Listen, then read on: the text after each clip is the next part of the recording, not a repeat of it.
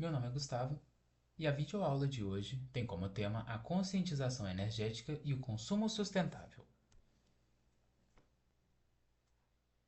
Com o passar do tempo, o uso de energia tem se tornado cada vez mais um tópico a ser discutido, principalmente se tratando do seu uso de maneira consciente. No Brasil, hoje, grande parte da energia é proveniente de fontes como hidrelétricas, que apesar de serem uma fonte limpa e renovável, ainda necessitam de um grande espaço de uma estrutura complexa e de manutenção afiada.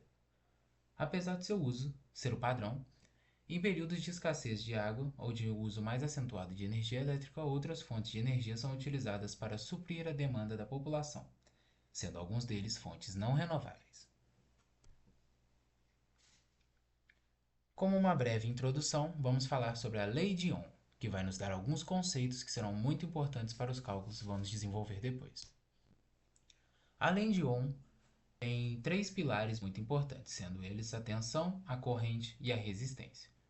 E além deles, temos também uma outra grandeza relacionada, que é a grandeza potência. Explicando brevemente o que cada um significa, temos tensão, corrente, resistência e potência. A tensão é responsável por introduzir energia no sistema, e ela é representada em volts. A corrente ocorre quando há uma diferença de potencial entre dois pontos de um sistema. A resistência ocorre na oposição da passagem de corrente elétrica.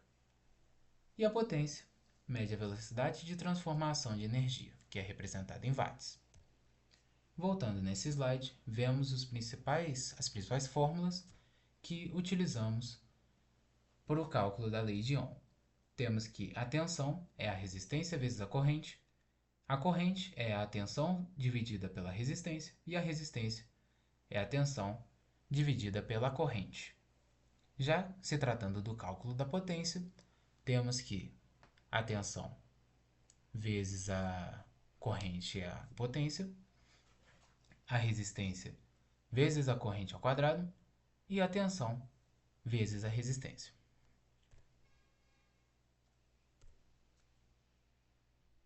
Falando um pouco sobre sistemas de geração e distribuição de energia, começamos pelas hidrelétricas.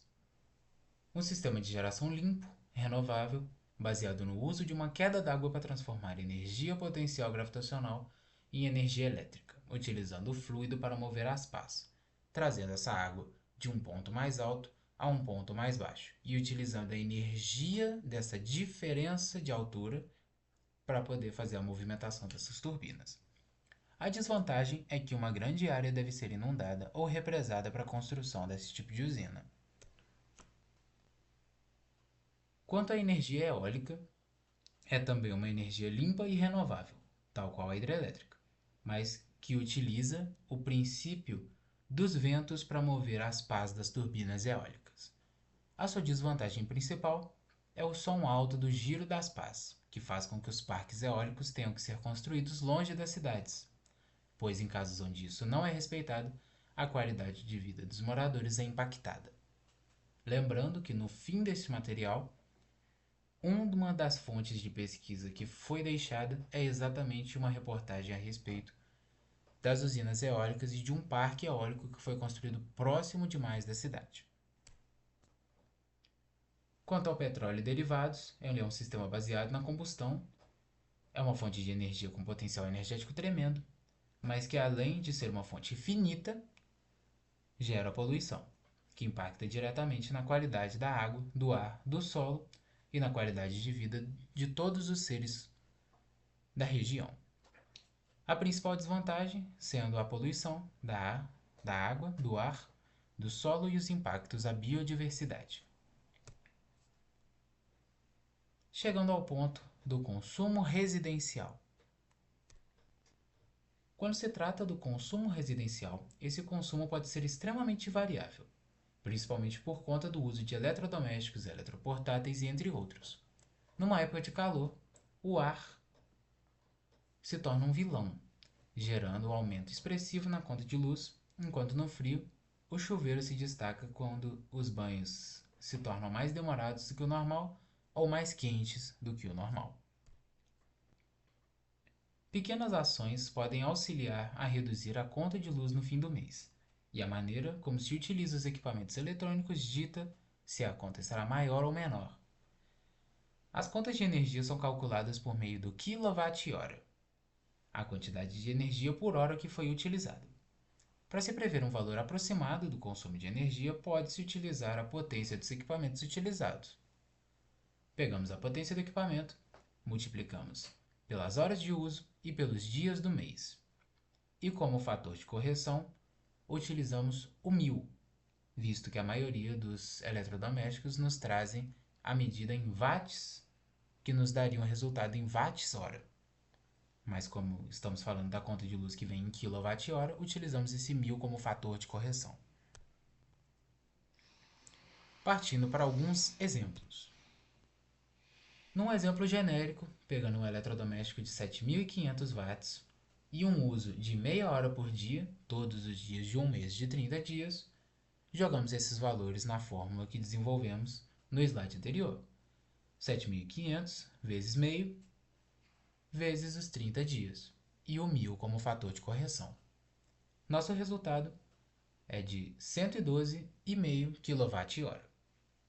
Para trazer esse valor em kWh para um valor financeiro, utilizamos o valor da bandeira, que está presente nas contas de luz e no site ou outros canais da distribuidora de energia.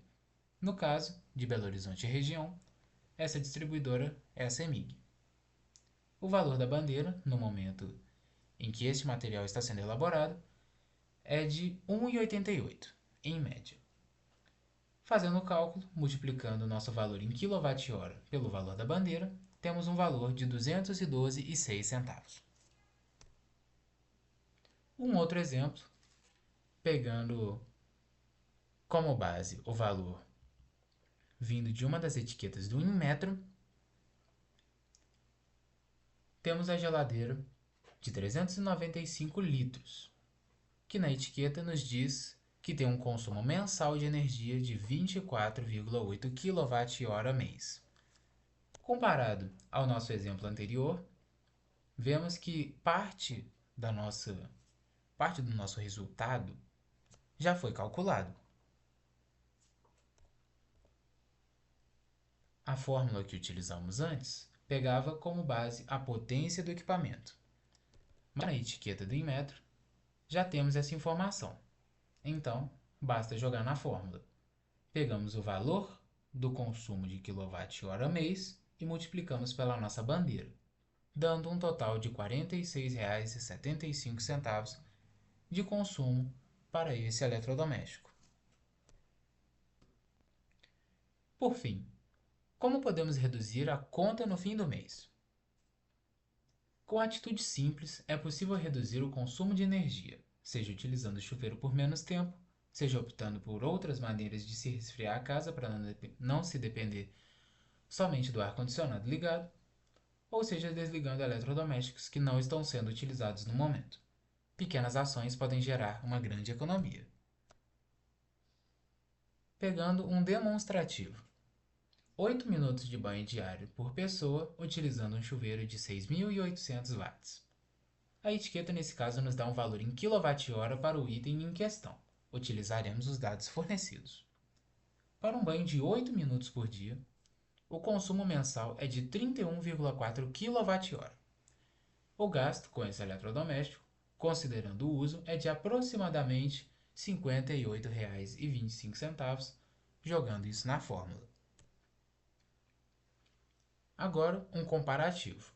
Aquele valor se dava para um banho, ou seja, uma pessoa tomando um banho de 8 minutos.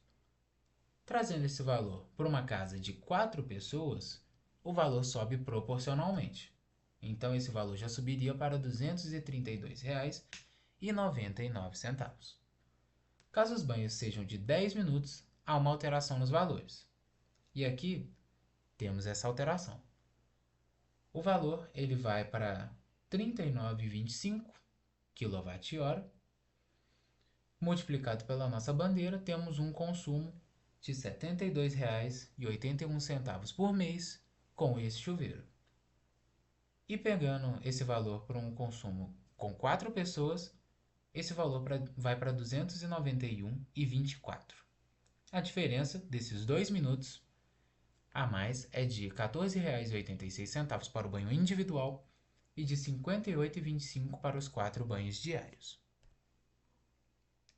Por fim, temos as nossas referências bibliográficas, sendo o site da CEMIG, onde falamos sobre a bandeira tarifária, o site do governo, que fala sobre a nossa matriz energética brasileira, um outro ponto do governo também, que fala sobre o balanço energético nacional, o vídeo citado, que estará no comentário fixado e que seria muito interessante ser visto. Por hoje era só.